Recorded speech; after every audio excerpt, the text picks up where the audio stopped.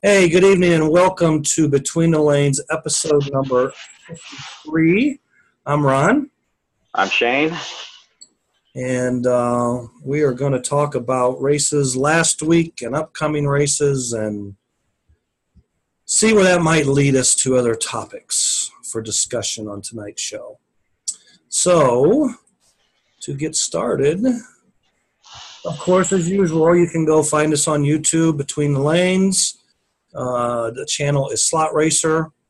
We got 53 episodes up there now and some how-to videos. And you can also find us over on Facebook, Between the Lanes page. Check it out, like us. Of course, on both YouTube and Facebook. You can leave us questions, ask us questions, make comments, etc., etc. And we'll get right into race results and the winning report this week. So the Mid-America Hardbody Slot Car Club was at Chicagoland Raceway. No, excuse me, Mid-America Raceway last weekend. They flip back and forth so much. Yeah. So they're at Mid-America, Naperville, for their final Summer Series Crosstown Challenge race. And in the IROC class, it was Ken Eisler in the middle winning, Brian Meharry second, and Jim Kreider. Excuse me, it's not Jim Kreider. That would be Neil Eisler in third. And then in dirt late model, Jim Kreider was the winner with Neil Eisler second, Ken Eisler in third. And in the hard bodies on the LTD, Brian Meharry was the winner. Neil was second, and Jim was third. And IROC and LTD, IROC and hard bodies, they ran on the LTD, and the dirt late models, they ran on the oval. USCA, the Summer Series at Thaser Raceway on the White Knight course, which is a hill climb with a couple of kinks in there, and it's a really cool and neat track to run. This will also be the site of the 2018 USCA National Championships on November 4th. So at last weekend's race, they ran the 4.5-inch USCA stock car class. Didn't have any podium pictures. Dennis Clark was the winner. Dave Solomon was second. Bill Ridley was third. And in the IndyCar class, Dennis Clark was the winner again for the sweep. Dave Solomon again second. And Mark Ridley was third. FNRS was at Staunton Miniature Speedway in Staunton, Virginia. In the LMP class, 12 entries. Nick Brantley in the center was your winner. Rube Brantley, his brother, on the left was second. And Don Latch was third. And we'll give a shout-out to Don Latch because he had went through and rewired, did some rewiring, I think, on both tracks. And they kind of thanked him during the race and everything for that. So we'll give him a call-out on the show. Thanks for that, Don. Yeah, I think that's his first top three in FNRS. Yes. As far as an A main goes or an overall finish, yeah, definitely. First podium. And then in the stock car class, Bobby Beachman was your winner with Nick in second and Rube in third. And we both watched that race and made comments back when that race was going on. Yeah, I mean, Bobby did, outstanding job coming from pretty far down. I mean, I know that both Nick and Rube had problems towards the end of the race. Right. But yeah, he told me, I think at one point, I think he said it was like the second heat. He was 15 laps down and thought about pulling his car because he's like, this is just a waste of time. Yep. Well, and, the thing is, I mean, it's oval racing. You got to stay in it. Well, it's oval racing, but when you're that far down and you come off the bottom four and you're going up to the top four, which are notoriously slower lanes on oval tracks. Right. Yeah, it can get a little discouraging, but in oval racing, anything can happen. So, and we both discussed, I mean, kind of watching that race, I don't think the outer lanes were all a huge amount slower than the bottom lanes. I mean, Black Lane, you really got to let up for the tighter turns. Yeah, because, I mean, that's what I was thinking, is being that it was more of a condensed track, is the bottom lane's really faster. Right. The outer lanes where you can keep more momentum going. Right, and the track didn't have a lot of banking to begin with either. So I think he said you had to flip for the kink, and then like the other two turns, he was wide open. okay, As far as the lower lanes, I don't know. yeah, I don't know He either. had it, I know up top he said he had it rolling pretty good. But Bobby wound up winning. Well, basically, I mean, he got in the front. He was leading by a few feet going in the last heat. Nick was down on black. Bobby was on green. Kind of, you would think it'd be over at that point, but Nick's car slowed down, and Bobby was rolling pretty good when he was up. I mean, Bobby was rolling pretty good on every lane that I seen. I didn't really pay attention to him much when he ran purple and black and yellow, but yeah, I was kind of in and out myself as well. Yeah, I mean, he was really stout on orange, and I think that was probably the turning point of the race for Bobby. And then he had some pretty good white, green, and red, and wound up winning by a lap. So in the GTP class, Bobby Beachman again was your winner. He was also TQ, and Russ Martin was second, and Nick Brantley was third. And I believe you built the winning GTP car, did you not? I did. That's a funny story. I do all our motors. Oh yeah, I do all our motors. So I had to send the motors, and I was like, hey, I have this car I built. You want to try it? And he was like, send it. I'll just take the motor out and try the motor. And I was like, all right. And then later on in the day, I think it was Friday, I got off for work, called me, and he's like, oh, that car you sent me is pretty good. And I was like, yeah. And he's like, yeah. I was like, all right. I was like, is it going to be your racer? And he's like, yeah. He's like, I'm going to test motors, and that's the chassis I'm using. So I was like, all right. Cool. So Bobby got 2 out of 3. Pretty good day. He was, what, 4th in LMP? He was 4th in LMP, 1 lap down. Because Don Latch came from the B main to get 3rd overall, right? That I don't know. Okay. I'm thinking. I don't know if Don was in the A main or not. No, he was in the A main. I think he was. You know what? I'm thinking Don Gunn. Don Gunn, I think, won the B main in LMP. Yeah, Don Gunn. I don't think. There's too many Dons. There was too many Dons at that race. One too many Dons. Yeah. All right, so we're going to go to Chicagoland Raceway last Sunday, where they had some John Austin fun racing. I don't have pictures of all these podiums, so. In the FK12 class, Mike Eagle was the winner. That's like a wing. I know Mike. Phil Kreider was second. Andy Fisher was third. In the Millennium class, which this is not the photo of, Ricky D, who's in the center of this picture, he was the winner in Millennium. And Phil Kreider again was second in that class. Chuck Gambo was third.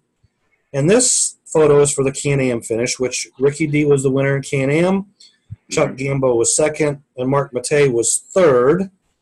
And then in GTP, Chuck Gambo was your winner, with Ricky D second and Jim Kreider in third. So, they raced 2 different raceways last weekend in Chicago. So, yeah, and the guy on, I guess it'd be all right. He looks familiar from one of the other races. Yeah, well, because Jim won the dirt late model race at Mid-America on the oval on last Saturday. So at Buena Park Raceway, Buena Park, California, the SCRRA was there racing on the flat track. In the F1 Retro class, Dale Yamashita was the winner. Brian Warmack was second, and Dennis Sampson was third.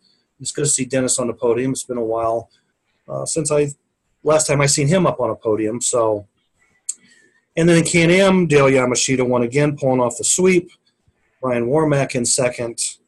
And Mill Conroy, the birthday boy, happy birthday, Mill, was third place. And last weekend at Speed Zone, Mount Holly, New Jersey, was the Jay Kisling Memorial Race. I think we decided last week on the show this was the 5th annual Jay Kisling Memorial Race. Right. And in the F1 class, Matt Bruce was the winner. Pat Skaggs was second. Adam Chaya was third. And then in the what they call the JK Wedge class, which is actually a Group 10 car with a wedge like an old Group 10 body with built side dams. Dave Parada was the winner. Adam Chaya was second. Tony Lang was third. Then we go down to Florida to P1 Raceway, Winter Garden, Florida. It was the Fall Championship race number 2. And in the stock car class, Marcus Ramos was your winner. Terry Tawney was second. Dale King was third. LMP, Marcus Ramos was your winner, followed by Ken Green in second, Jeff Bonanno in third. And DTM, Marcus Ramos wins again, pulling off the sweep. Dale King second, Terry Tawney third. They run, the Group 1, Group 2 drivers. The only results I found was Group 1 results, and I'm pretty sure those will suffice as the overall winners for all 3 classes.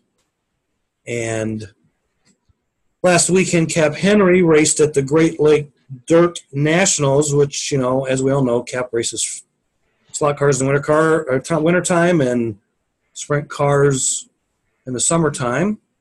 And he pulled off a pretty big win last weekend, winning $20,000 in cash. And, roll out the barrel. And he's sponsored by a Beer Barrel Bourbon.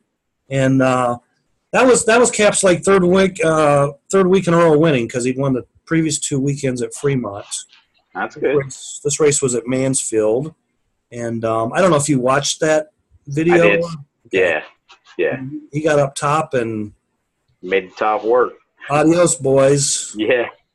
So, good job, Cap. And maybe he'll win this weekend somewhere. I don't know if he's racing or not this weekend, but maybe he'll make it on a roll. You said he's won 2, then this one to be his third. Yeah. So.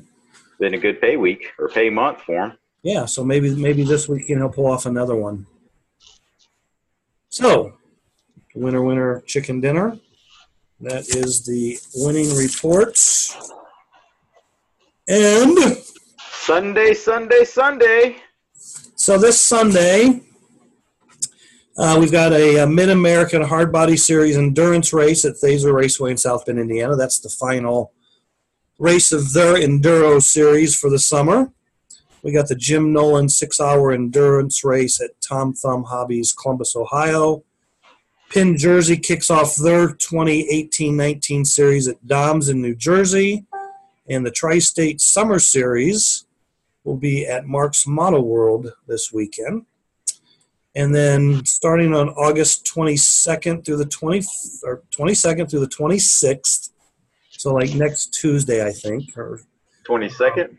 Yeah, next Tuesday? Wednesday. Yep.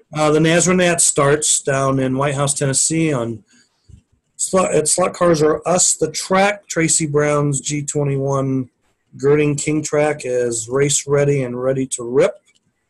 And also on August 25th, we have the Concord Hardbody Classic race. What do you know about that race? I mean, it's at the slot car track Concord, home of the 2019 USRA Scale Nats. Right. Are you going to race in this race? I got confirmation yesterday that my partner is racing. And this is an enduro or team race? It's a team enduro race, but Randy said if you wanted to run it, by yourself, you could. Okay. So I have to thank George Spry because he's providing the car, because I have nothing to do with this stuff. Okay. And what motors are they running? I believe they're running – I'm probably going to butcher this because, like I said, George is doing all the building. Is there such thing as an H&E? H&R motor, yeah. H&R motor, a little blue motor? Yep. And the reason I asked was because I watched the test runs of a hard body car there with a Phoenix motor, and that would be a very hard race to watch. Yeah. I watched it on the oval, and I was just like, all right. Yeah. All right, so also on the 25th of October will be the Gorski Memorial Race at Fast Tracks in Bechtelville, Pennsylvania. That kicks off the start of the Retro East Winter Series. September 9th, we have the Legends Memorial 2 race, honoring Randy Marshall, Dave Fiedler, Ray Price, Jay Kisling, Mr. Oaks and Mr. Bostrom. And that's at Chicagoland Raceway on September 8th for stock cars, which is 4.5-inch USCA stock cars, and super stock B&E rule cars. Those will be run on the flat track there, and then Retro Can-Am and FNRS GTP will be on the King track. September 15th, the OCC, Ohio Challenge Cup Series, kicks off their 2018-19 series at Fast Tracks in Fremont, Ohio. And also on the weekend of the 14th and 15th will be the Southern Retro Rumble at Fast Eddie's Slot Cars Raceway down in Pinellas Park, Florida. September 22nd is the Flexi Fiesta at Mid-America Raceway. I guess probably see you there. Yeah, I'll be there. And September 29th will be the Retro Summit at Mark's Model World in Canton, Ohio. We also have a giveaway tonight on the show. We're going to give away a brand new Pro Slot Scorpion motor. And the big news of the last day or two, drum roll, was the announcement of the Pro Flexi Challenge race at Hobby Max, October 19th and 20th, Durham, North Carolina. It's a handout motor event, a $2,000 cash payout. Yep. 2 classes, LMP, GTP. First place in each class pays 500 scammollions. Second place will pay out 300 backs. And third place will pay out $200. And LMP will be the handout motor will be a Pro Slot 4002 FK motor. You got to run the 11-tooth pinion on it. GTP will be Phoenix handout motors, 13-tooth pinions, 64 pitch. You pay your entry, and with your entry comes 1 motor and 1 set of tires. You can buy a couple extra motors and a couple extra pair of tires per class. Right. Pre-registration is open. Yep. There's a link on Pete Ream's Facebook page to that link. I should probably put one. Slot Car Race Talk. I don't know if he did that, but yeah, I don't think the only place I've seen it's on his personal page. Right. So this was announced yesterday, meaning Tuesday afternoon. Right. A lot of quick chatter about the race. It's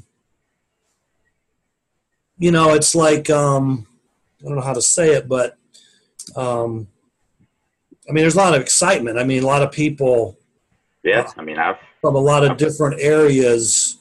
Negatives aside, but right. Positives. A lot of guys expressing major interest to go to this race, and that's a good thing. Yeah. And I talked to Pete this morning. He's like close. His thing was he was hoping to have 32 guys. Right. When I talked to him, he was already pretty close to having 32, and he had posted he was probably going to expand it. What are you going to expand it to, Pete? He says, I'll expand it up to 64 entries. Right. So if you're interested, you need to get pre-registered for the race as soon as possible. Registered last night. Registered this morning. But I told Pete, like right now I'm 50-50 on going, but right. I'm going to go ahead and register. And he said that was okay. Something comes up, I can't make it, then I guess maybe someone else will go in or whatever. But, yeah, I like the fact that you can pre-register, and I also like the fact that hopefully he'll have a list of names to see. Yeah. I think that's always cool, because then you'll see a name and be like, oh, wow, I haven't raced with him, and since this last race, it'd be nice to see him. But, he's got interest from Florida up to Maine and in between, California to Durham, Indiana, Ohio interest. maybe a little Michigan interest. Don't know that for sure yet or not. Yeah. I got a couple of cools. Thumbs up. No, there's a ton of interest in your area, Mid-South guys, and oh yeah, I mean, it'll probably be the whole crew. Right. Well, me, Bobby, and it'll probably be all of us or the norms, Right. And I mean, we've had 2 FNRS races there, and we've always had, I guess, 25 to 30 guys there. I know 2 years ago in August, we had a race that had, I think, close to 30 guys. Was it FNRS or was it one of his money races? I think it was one of his money races the year before we had the FNRS. I mean, he always has at least 20 people. Right. And I also, because there's been some concern because people have seen the track on eBay for sale. Right. Pete has basically ensured me that the track will be there till this race is over. It'll probably be there until the lease is up on the building in January. Then after that, who knows? But Pete has first dibs on the track, whether if it gets a bid or something or an interested buyer outside of Pete. And Pete has first option. So time will tell, I guess, what happens. But, I mean, eventually, I think Pete's going to wind up owning the track and going and renting a building somewhere else and opening a raceway. Well, he's retired, and if you move to South Carolina, it would be kind of between Florida and North Carolina. South Carolina is a good retirement place, so I hear. Okay. Kind of around the Charleston area. You'll never have to move. Yeah. You'll just stay there. Yep. So, I mean, is that kind of the game plan? He's talking about moving somewhere and opening it up, or staying in the Durham area? He'll probably open it back, just stay in the Durham area. Oh, okay. I know there was talks that he had a building, but he was just kind of waiting it out to see, right, and whatnot. I mean, it's a big track. I mean, that's not going to be a small building to put it in, Right. Well, you know what? In the building that the track is in now, right? It's a building. It's actually a rental space inside a mall, or right. It's not in the mall, but it's outside the mall, part of the mall, but it's like a walking mall type. Yeah, because I think interest. I was going to say you can't get into the mall from the building. Correct. His old building that he was in, same mall and everything, you can actually walk through his place into the mall. This one you can't. But I guess what I'm saying is the building the space he's in now is like big. The track doesn't look big in that space because that space is so big. Oh yeah, yeah. I mean, it's a 195-foot track. Right. And if you took that and he's got plenty of room for pits. Yeah, I mean that track's got to be like 60 to 70 foot long. Yeah, it's pretty big. I mean, it's as long, maybe just a little bit longer than a king track. Yeah. So I mean, it's probably maybe 70, 80 foot, between 70 and 80 foot long. So you got to have a space that's 80 to 90 to be able to get around it on both ends. So. Yeah, I mean, it takes up a pretty good space. But, 195 feet, and you divide that by 2, that's a square foot. 7.5 using Indiana math. Yeah, you don't even want me to start doing math. Okay. I don't have enough fingers. You could do your gazentas like Jethro Bodine did. Start counting my tallies. Carry that one, dude. Yeah, if you ever want to watch something real funny about math, watch Ron Paul Kettle Does Math on YouTube. All right. I'll check it out after this. You'll check it out and you'll be thinking, man, maybe that was early core math or whatever. But, yeah, it's a funny skit. So, of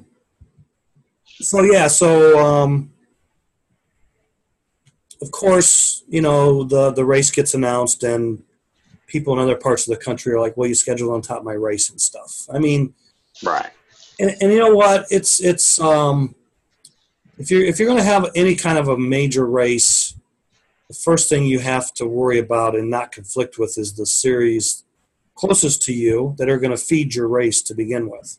Right. and to go, like start looking at series 10, 12 hours away. Right. What's the chances of how many people from that far away will come in for the race? Now, being this is technically a flexi car race that's $1,000 to win. Right. That will get a little more interest than just a normal big flexi race. Right. So the incentive is definitely the $1,000 to win. Right. I mean, if you finish third, that's $200. Yeah, and if you finish third twice, it's $400. Yeah, I mean, it's probably more money than I'm going to be going there with if I'm lucky. I mean, right. And he's going to have door prizes and handouts. So it's like you should go home with something. If not, then you should at least go home having a good time. And in worst case, we'll go to IHOP and buy pancakes. Yeah, and I had people yesterday like, "Are you going? Are you going?" And I'm like, I'm 50-50. I mean, right. If you do both entry fees, you buy Maximum Motors, Maximum Tires, you're at $200. Right. Okay, and like it's going to cost me, I don't know, $200, $300, and travel expenses. Right. $500. So even if I would go there and win both races, I'm really only making $500. Right. But if you go there and I say I get 2/3, I'm still in the hole. Right. But I go to a lot of races and race for nothing to begin with. So yeah, I mean, that's just about every race I go to almost. Not that it's a bad thing, Right. But I know, okay, so here's what I know. I mean, the facility's super. The track is really good and fun to race on. They have skee ball. Who's the race director there? What's his name? Howard. Howard. Okay. Mm-hmm. Sorry, Howard. I forgot your name. But so, I mean, Howard does a good job running the races. I don't know if he'll be running the races for this or not. But I'm pretty sure he will be. If he's there, I'm not 100. Yeah. He does a pretty good job. It's real convenient there at the mall. You can just walk over and go to the food court and get lunch. Yep. Like you said, skee ball. Yeah, there's skee ball. There's some pinball machines there too or something. The basketball. Basketball, skee ball. I may even put up my championship for skee ball. It's on, Ralph. Yeah. If you got an RC car, you can bring it, run it on the RC track. Yeah, he's got the RC track right behind, and plenty of RC. I mean, they got all kinds of stuff. So the thing is, there's no negatives not to go to the race on my end, other than just time of travel and everything. That's like, for me, it's probably a 5.5 hour drive, but I'll leave Thursday after work, go to Bobby's. We'll head up Friday morning. Right. Plenty of hotels close, plenty of places to eat close. They're more than welcoming. Pete always has coffee and donuts, and anything Pete can do, Pete does. Yep. I was just trying to think. Plenty of room. I mean, you may want to bring a fan. Right. It's not the only downfall, because sometimes people go in and out of the back door to smoke or just to get away for a minute. Sometimes it can get kind of hot. But, I mean, other than that, I've been there twice. It's always been in August. Right. It was comfortable both times in the building, not so much outside, but yeah, definitely in the building it was comfortable. Right. But I think in October it'll be a little cooler. That's true. Yeah. And you can have your Indian summer days, and it is south compared to Midwest or north. Right. But yeah, I mean, a fan's not a bad idea, but I don't know if it'll be necessary. Yeah. So, yeah, I mean, if you're interested in this race, you need to get your 2 cents in there and get signed up. I think it'd be a lot of fun, possibly close to maybe one of the biggest ones this year. Right, and if you don't like racing on king tracks, it's not a king track. Nope, and it's not a punch bowl. No, and the track's really not that difficult to get around. I mean, like I always say, it's a really high speed flat track. Right. I remember the first time I went there and I looked at it, and then I actually started, practicing and kind of setting up the car. It was like, this track's a lot faster than what it appears. Right. And you can really attack the corners a lot harder than what you think you can. Right. It's kind of one of those, all right, well, I could take that wide open. Yeah, that's wide open, And it's not a real technical track. I mean, the hardest part, and I think anyone and everyone that goes there, and you'll probably agree, is the kink. Yeah, well, you know what? I've never really had a problem with the kink, but that is the hardest for most people. Yeah. Even guys that have run there a zillion times in laps, there's some guys who still struggle with that kink. But everything, I have episodes where it's just like, yeah, I got to figure this out. I mean, everything else is like 180 turns. Yep. So it's basically an Engelman with the kink. Yeah. So yeah, it's not that difficult. I guess the tire choice is still up in the air. You know, Pete. Right. I think he talked to you this morning. He talked to me. Yeah, he is. He's tested alpha mediums personally. Me and you both talked. Right. If the track is really good, you probably run Wonder Rubbers. But the 2 times I've been there, I've never been able to run Wonder Rubber. Right. So I was trying to think. There may have been the one time where the track was really good, and that's when we were running like low. This was a money race for built C-cam motors for GTP. Right. We were running like 4 O's and 4 1s. And Mike Parker set the track record with a 397. I mean, it was really hooked up. Right. He ran that, and I was like, yeah, that's bringing it there. That's pretty quick around that track. So Pete's going to do some more testing with some soft Wonder Rubber. Gotcha. And see. So, I mean, you know what? It doesn't matter. We all got the same tire. We all got the same. You're right. You're all going to be on the same tire. So, yeah. Well, no matter what he picks. But like I told him, I would rather have a tire that needs to be narrowed to loosen my car up versus my car is so loose because the tires are so hard, you can't hook that up. I mean, so it's always better to err on the side of soft or too soft versus too hard. So, and like I said, I mean, I've been there twice. No, Wonder was out of the question for the 2 times I was there and for me. But Nick, last time you were there, you actually gave me a set of tires. Right. And, and the last time I was there, Ruff won with, like big spec hub. Yeah, he had car hubs that he mounted his own rubber on. Right. Yep. So, was it Wonder? Honestly, I believe he put JK premium rubber on a CONCORD 615 hub. And that's what he ran? That's what he ran. Okay, so that was for sure. Okay, so that wasn't Wonder Rubber on those hubs. No. Okay. Not that I'm aware of. I could be totally wrong, and he could be yelling at me right now. Maybe Russ will make a comment when he watches the show. Right. Doesn't matter because we're all going to be on the same thing. Yeah, we won't be nowhere near that. Right. So, another thing too, when I talked to Pete today, I said, at the 2 FNRS races that we've run there, the LMP class we used a Retro Hawk 10-tooth pin. This race we're going to run LMP cars with a Pro Sled FK with 11-tooth pinion, and we both know how much faster that is than the Retro Hawk 10-tooth combination. And then when you look at GTP, we normally run Pro Sled FK's 11-tooth. Right. Now we're going to go to a Phoenix motor, which is way faster. Right. With a 13-tooth combination. So,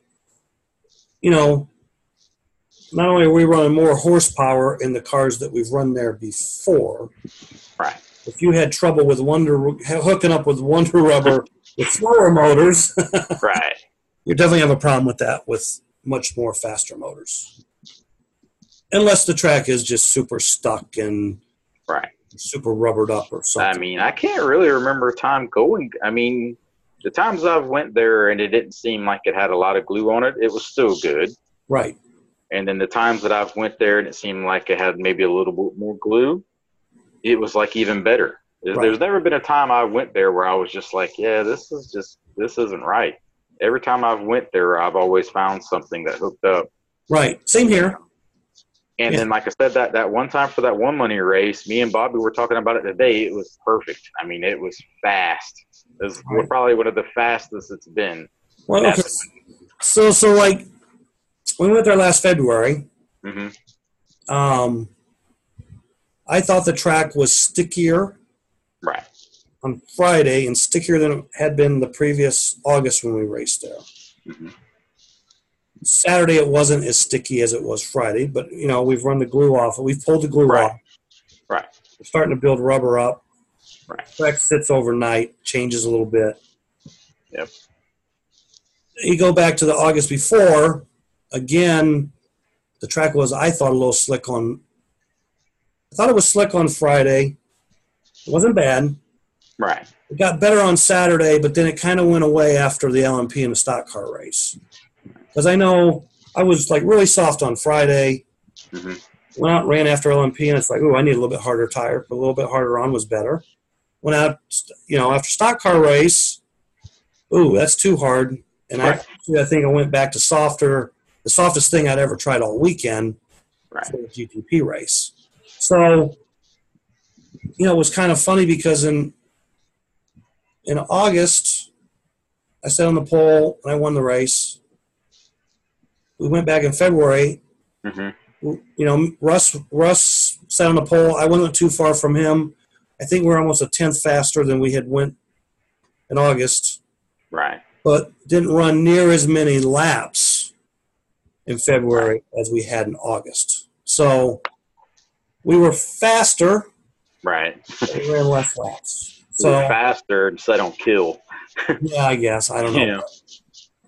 Being out there on that track by yourself is one thing compared to being out there on that track in a race. Because there's a lot. There can be a lot going on. Oh yeah. So. Yeah, I haven't heard anything yet about the cash payout. When Pete posted, I asked, is this a cash or a parts payout? Because I didn't know which way it was going to be, and he quickly came back and said cash. Yeah, all his races are cash. Okay, and I'm sure there's someone out there or a few out there like, oh, they shouldn't be racing for cash and they shouldn't be. But it's a hell of an incentive. I mean, if you drive 6-8 hours for a plaque, this is perfect. Now you can drive 6 or 8 hours and possibly win a little coin. And and like I said, I believe you said he was going to have handouts. I think you got chances all down the board. Right. I think it kind of sets a new tone for maybe what to look for in the future. But we'll see, and time will tell. But no, I like the concept of the handout tires, handout motors. Right. I got no problem with that. I mean, that's yeah. I'm with you. Handout tires, handout motors were it comes to the driver and setup. Right. And I mean, there's going to be some pretty stout locally. There's good competition there. Right. Yep. And then you factor in guys coming from out of town. Right. So. Yep. It'll be a good time. Yeah. Yep. So it should be it should be a good sized race, and it should be a competitive race with a lot of good competitors. Yep. From the top to the bottom. Hopefully we'll have someone that can go live. So I'm sure if Rainey's there, he'll go live. Right. To have it all. That's what I was doing last week whenever they were all racing in Staunton. I was messaging people, tell Rainey to go live. I'm bored. I want to watch the race. And it's, even with it live, I think the most I ever seen viewing the stock car race was 28 people or something. Right. And then GTP, I took a nap. Because I think I texted you the last heat. Yeah, I was down and out for the count. Because I'll start it, and then I have like a wireless Bluetooth radio or speaker, and I'll listen to it, And it's funny watching me sometimes watch these videos because it's like I'm almost there sometimes because I get kind of intense. Right. So. Yep. So, yeah, I I was kind of trying to work and watch the race, or or maybe I was watching the race trying to work, So yeah, or sometimes I'll do that too. Just kind of listen to it right here at the bench, right. Work on stuff, and then if something happens, I just kind of look up like, oh hey, But I asked Bobby, how was everything there? He said that at Stoughton, he said the tracks were good. The guy did a pretty good job running races. Right. Lots of parts, lots of inventory. I think Randy walked around and showed some of the stuff that he had and whatnot. Okay, well I missed that, so I'm just right with Bobby. And me and Ralph wasn't there, and Bobby and George Spry kind of replaced me and Ralph for this race. Right. And the race went off smooth, no hitches. Bobby did tech. George took all the photos, sent all the photos to me. Of course, I used all that to create a story and those photos. And I think everything worked out well. So thanks to those two guys for doing that. Oh, yeah. But, Bobby. Sorry I couldn't be there, but. Yeah, Bobby said he would definitely. I want to go. I mean, I definitely. I want to go. It just didn't come out last week, so. Everything was lined up for me to go, and then last minute, my mom decided she wanted to take the grandkids to Disney World. Right. So I was on house sitting duty, and I figured anytime, any other place, I would be going racing. So, Acme security agent. So I was like, you go to Disney, I will sit home. So. Cool. So why didn't you go to Disney? Someone had to stay here and keep an eye on the place. Yeah. Fort Knox. Yeah, that just, I don't know. Disney just doesn't do it for me. Everyone asks me, well, why didn't you go? It's so fun. And in my head, I think it's hot. There's a lot of people. And it's just like. This time of year, it's real hot. If I want to be hot, I want to be around a lot of people, I'll just go to the beach, So I don't like going to the beach because of their sand. Which growing up as a kid, that's all we did every weekend, beach. Right. What are we doing this weekend, Mom? We're going to the beach. Oh, great. Right. Yeah. Yep. So to me, a getaway now is going to the mountains and getting away from everyone. Right. And then you talk to people that live in the mountains, and they're like, "Why do you want to go to the mountains for?" It's like the same reason why y'all want to come down here to the beach. Right. So. Yep. Cool. Anything else? Give that motor away? Oh, yeah, we can do that. I was going to ask you if there's anything else you want to talk about, but I don't really have anything. I know it's going to be. I think racing's starting to pick up. Oh yeah. Talking with Bobby, he's been on the chip saying we got to go. I've been giving him a hard time. So when does the Mid-South Series start? They start in September or October? This is August, September. Okay. Yeah, September. Yep. At Archdale, which just freshly rebraided, releveled, and cleaned their track. Well, we'll talk. We'll talk about that next week. Gotcha. And there's a couple other series I think are starting next. The Mid-South starts in September. Yep. Yeah. So, okay. Yeah, I know Yuska's back in September. Mid-South. I think the Ohio Oval Series starts up in September. I'm not 100% sure. The Midwest Series starts October. That's Joe's series, isn't it? That's Joe's series. Then we got that was something I didn't have in my notes, but we'll talk about next week. Central Illinois Slot Series put their schedule up last week. Isn't there a new series starting up with flat tracks? Because I got an invite for that on Facebook. Yeah, you know what? We talked about that a couple weeks ago. Did you? I think you were on that show. Maybe not. Yeah. Okay. So you know what? Next week I'll recap. Okay. And I've been seeing a lot of stuff about that. Right.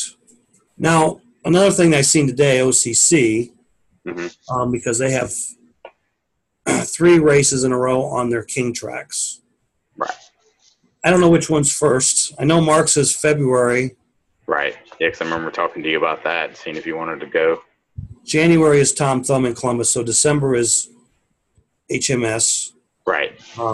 Kid Henry's, and they're going to run a separate point series for the GTP class at those 3 tracks. So, like King of GTP or something. Gotcha. So,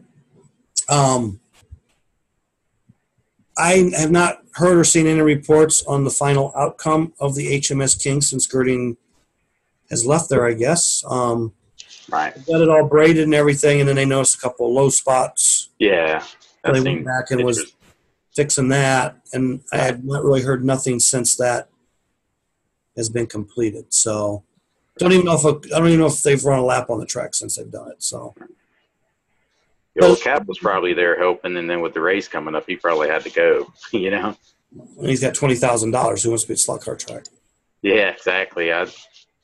So no, he doesn't. Really I won't say where I'll be. He doesn't really have $20,000 in his pocket because right. He probably had to give at least half of it to the car owner. So, right. So yeah, hopefully we'll have some more information on that. What's going on with that, and then I don't know. Let's just pick a winner here for the Scorpion motor.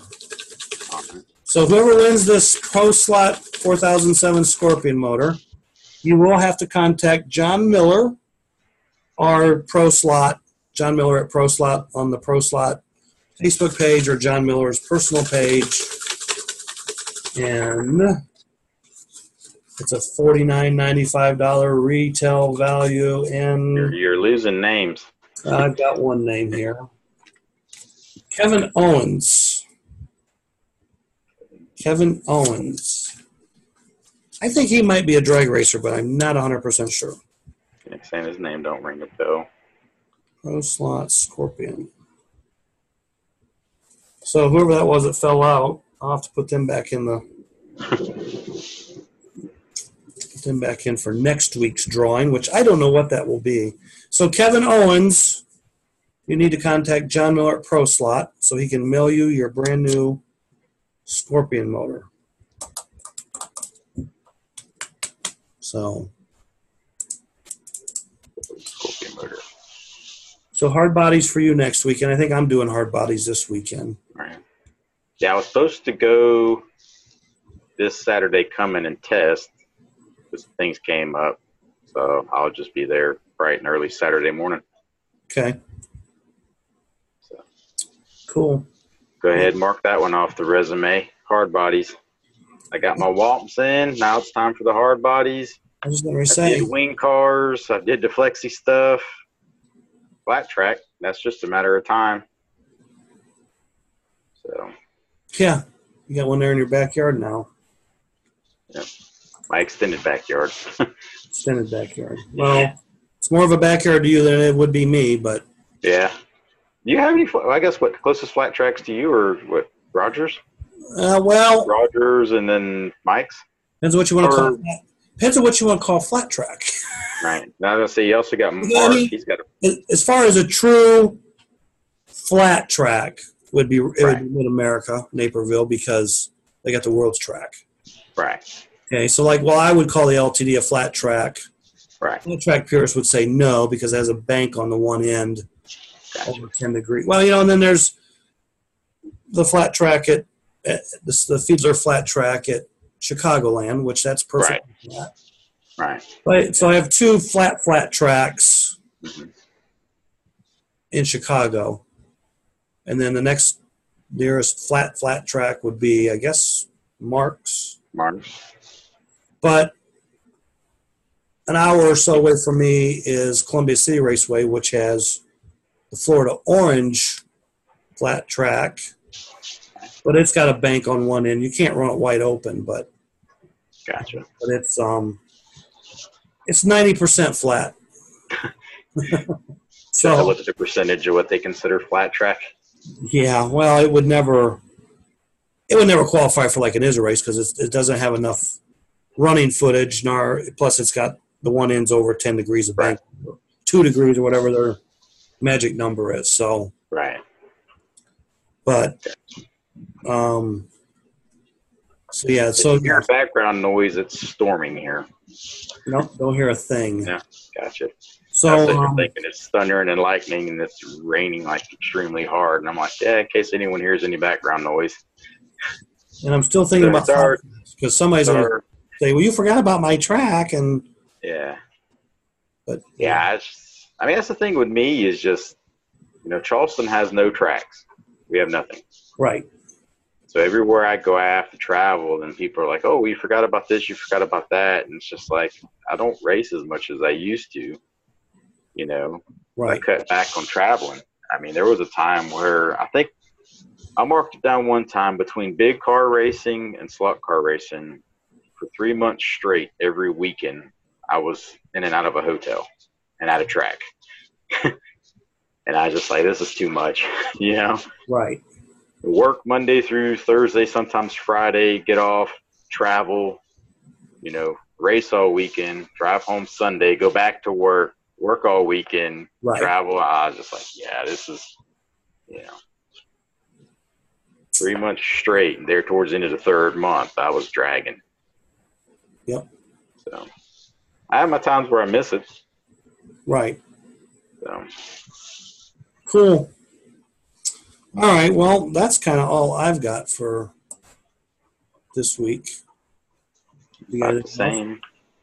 Yeah. Registered, ready to rock and roll. First race is September. Right. I got the HARDBODY race coming up. That'll be my first race since the Enduro. Gotcha. You racing this weekend? Yeah, I think I'm going to go do that Mid-America HARDBODY Enduro at Phaser. Gotcha. Dan and Pops Myers asked me to race with them, and I'd go have fun and hang out. And your sidekick going to go with you? Support Dave. My sidekick, Terry? Mm-hmm. Yeah. I don't believe so. No. I haven't talked to him about it, so gotcha. Maybe he might. Maybe I should ask him. Right. And if there's a team limit, he can race with them, and I'll just go up and hang out and watch. There you go. I might like racing on that track, but it'd be just fun to just go hang out. Oh, yeah. I did that before. Just ride up to the track, hang out. Oh, why don't you race? I just get it out of the house and hang out with my friends. Yeah, because, I'm pretty sure JP will be there, and I know John Miller's going to be there, and I'm sure Brian Meharry will be there, and Neil, and I would think, Kreider would be there. I think all the heavy hitters of HARDBODY will be there. Right. Trying their luck. Like I said, it's a fun track. So I don't think it's everybody's cup of tea. Right. I think there's some people that don't like that track. There's one way to like a track that you don't like. That's race it. Race it more and run it more. Yeah. That's Archdale down here. More guys will say, oh, I'm not going that track. Why? That's too small. It's a hard track. It's like, do you realize the amount of national championships or champions that track's kind of produced? Right. What kind of track? What kind of track is that? Garland, the original owner, before he sold it to Tim. Okay. I may be wrong. I'm sure someone correct me if I am. Okay. Said that it was kind of like a paperclip. So are you saying it's a custom built track? Yes. Yeah, I know it has the old spacing. Because I guess there was a time period where the lane spacing was tighter. It was 4 inches. And then over the years it got wider. Yeah, American Raceways were 4-inch spacing. Gotcha. And then Haase, I believe, went to 4 1/8. Gotcha. Yeah, because it's tight spacing. And at some point it came up to 4 1/4 spacing on some of the tracks. So you got a kink. And everyone calls it the high bank, but it's not a high bank because you can't go full punch. So we call it the elevated turn. Okay. So you kind of go up into that, and you come down a straight chute, and then it's basically a complete donut, and you go under the bridge. That's it. Well, I seen somebody made a comment that the track is like 60 years old. Yeah, I have no idea how old it is. It's old. And I'm thinking, okay, maybe it's a custom-made track that would be close to 60 years old, but that means it would have to have been built in 1959. Right. 59. I know. I think before Garland sold it, he said that he had it at the same location, which it's still at to this day for 25 years. Okay. And then he retired, and Tim took it over. I mean, it could have been built in the 80s. Could have been built in the 70s. Yeah. I think for it to have been built in the 50s is maybe a stretch, but right. Unless there's some kind of documentation. If there is, I'd love to see that. So yeah, I mean, I could talk to Garland. I mean, he's on Facebook, and I mean, you would probably know anything and everything there is to know about it. Well, I know, like when Garland had his raceway, and I mean, South Carolina, North Carolina was a hotbed of we had a period where there was 6 or 7 in upstate, and there was probably another 6 or 7 across North Carolina. Yeah, early to mid 90s. Yeah, that was a hotbed. I was just telling someone today, our highest point for Mid-South was we had 2 tracks.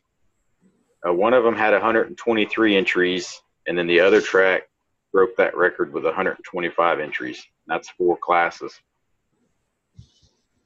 So that's when Bobby first moved up here, and he was like, this is the greatest thing ever. You know, he's like, every class had 20 plus cars. Right. You know? Well, because, you know, like Dave Mater, the old. Yeah, I never raced there, but I know the name. I've heard. Right. And I was thinking maybe that Garland bought the raceway from Dave, or I could be totally wrong. I was thinking there was some, or maybe just the fact they were in the same series together. But right. Yeah, I mean, it was quite a hotbed down there for a while.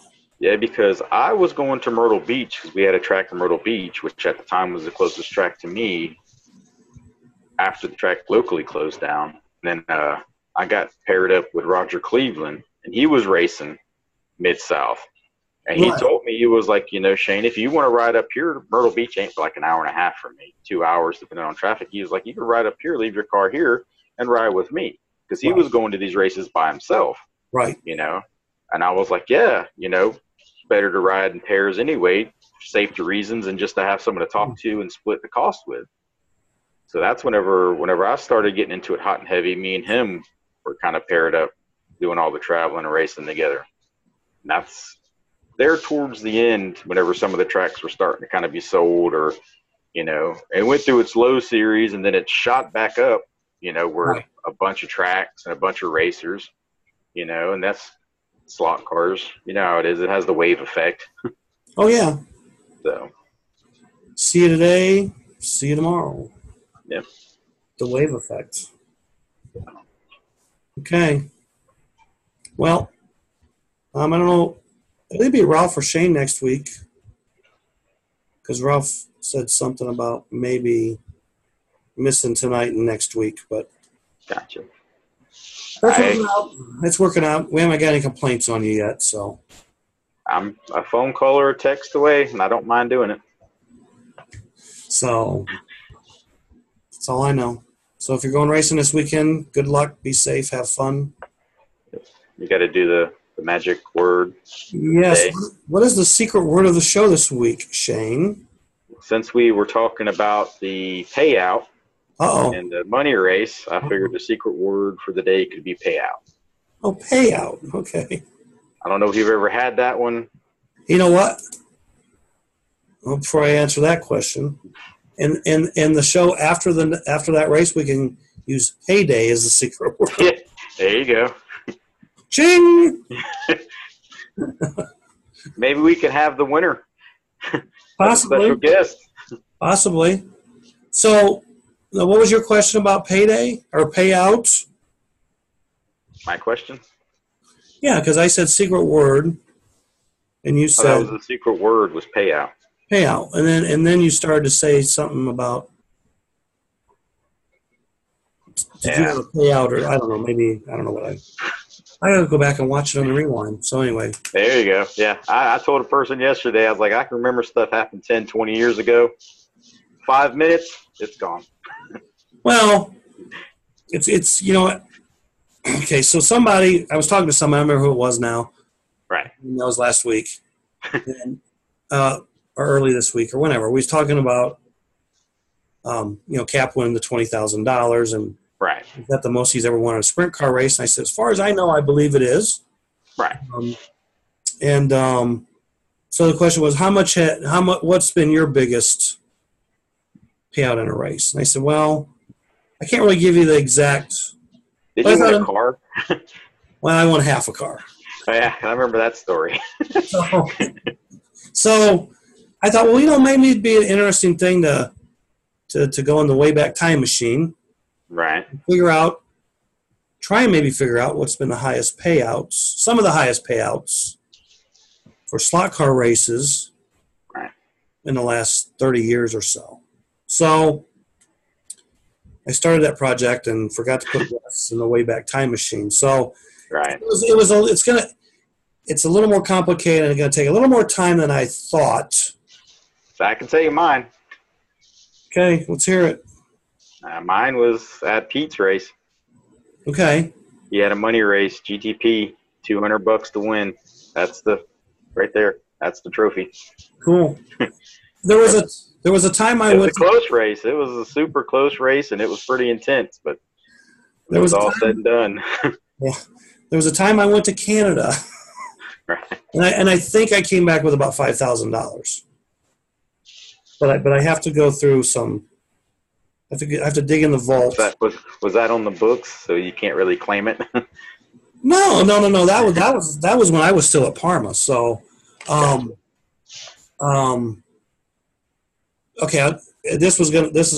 I'll go more into detail about this event in a future show. Right. And so they had this. It was would have been the second annual Canadian National Slot Car Championships, or I don't remember the exact acronym for the race. The first one was in a shopping mall. I don't know if it was the one you and Ralph were talking about, where people were like above y'all looking down. Yeah. Okay. I don't remember winning any money at that race. Okay. Mm-hmm. Then I don't even know if it was a full following year later. The guy who put that race on got with the Canadian Auto Show and put on this second annual national championship at the Canadian Auto Show in the facility that the Canadian Auto Show was in Toronto. So they were racing 4.5-inch stock car class, a winged Group 12 class that you had to run flexi chassis. Kind of like a production class.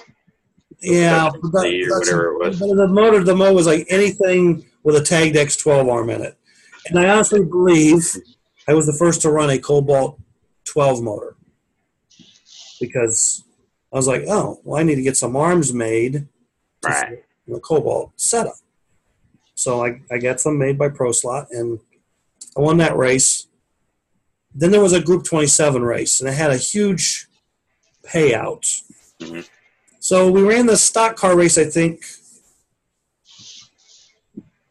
Maybe there was 4 classes. Like I said, I got to go dig up the stuff. So we raced. I know we raced the Wing Group 12 race on Friday night. It either paid $500 or $1,000 to win, and I won that. 4.5-inch race paid $500 or $1,000 to win, and I won that. I'd have been like, all right, I'm good. I'm out. and then the third class, if there was a third class, I think it might have been like Group 10 stock car. Gotcha. And I'm pretty sure I won that. So then, and that paid $500 or $1,000 to win. Right. So it got time to run the Group 27 race on Sunday because we ran a class Friday night, we ran a class Saturday, and then there was like 2 classes on Sunday. It was kind of a weird schedule. Right. They started having computer problems with the computer system on Sunday. Right. And whatever we were racing early on Sunday just drug along, and then it got close to like, Monday. Okay, we got to get this going so we can – well, we had to be done by 5:30 p.m. Okay, so like about 4 o'clock. Right. It's like, you know what, we need to call the 27 race. Here's the checks, because they had the checks already made out 1st through 8th place. I think that total purse was maybe $5,000 or something. So there was, again, I've got records of this. Right. There might have been only 8 of us, 27 guys. So it's like, well, how do we divide? I said, you know what? I'll take all the checks. Mm-hmm. It's a total of 5,000. I'll go home, deposit them, and then I'll take the 5,000 divided by 8, and I'll send everybody a check. Equal parts. Equal parts. Right. That's what we did. So there you go. I think I left there with close to $5,000 by the time I got my cut of the 27 and 27 and everything else you raced. 3 races, yeah.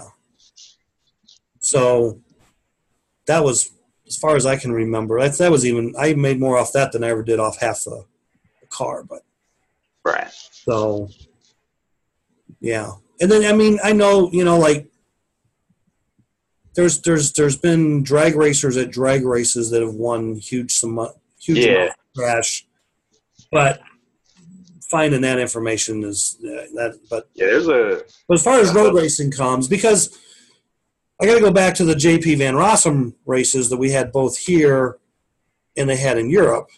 Right. Like for example, at the '89 Worlds, it paid $5,000 cash just to win concourse. Okay, so I was kind of looking through some of that stuff, and I'm like, okay, where's the breakdown? And I really couldn't find it in a quick hurry to try and get it done for this. So that's another future show topic: race car payout or slot car payouts. Because as far as USRA Nats Group 7 races go, when Randy won in '98, he got $3,000 cash. That was the highest amount ever paid out to first place of the USRA Nats. Prior to that, the average was usually $1,000 to $1,200 paid. And it used to always be guaranteed, like no matter how many entries we have, it is going to pay $1,000 or $1,200 to win. And then at some point in the last 10 years or something, you can win the Group 7 race and maybe probably get $100. I don't know. I mean, I have no clue. the winning $1,000 to win Group 7, a national event, unless it's the amount sponsored or put up by somebody, those days are kind of over. Right. So, I mean, when you kind of look at it and go, wow, Group 7 race might pay $1,000 to win. Mm-hmm. I'm going to raise my flexies for $1,000 to win. That kind of really puts things. And then in '93 at the Scale Nats, it was USRA Nats. That's before they were split up. But Trinity had put up the Group 10 race and the Winged 12 race.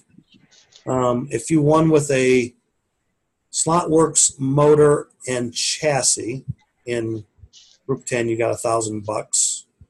If you did the same in Outlaw 12, you won $1,000.